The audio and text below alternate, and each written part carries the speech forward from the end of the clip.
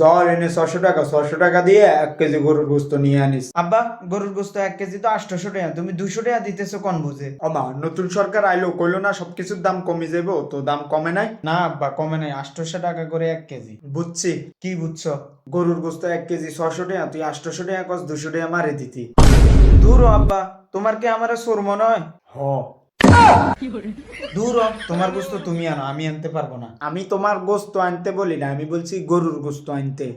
আল্লাহর ওয়াস্তে আমারে মাফ করো, তোমার গরুর গোস্ত তুমি কিনে আনো।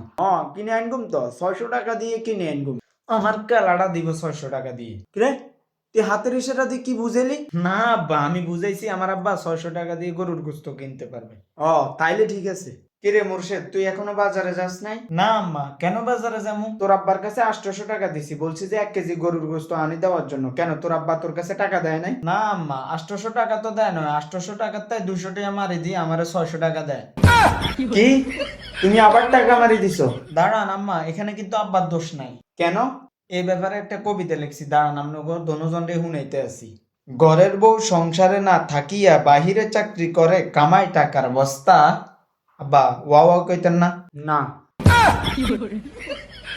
ঘরের বউ সংসারে না থাকিয়া যদি বাহিরে চাকরি করে, কামাই টাকার বস্তা, সেই সংসারের জামাই থাকিও বা কি করবে, সে জামাই তো আসলে একটা সস্তা।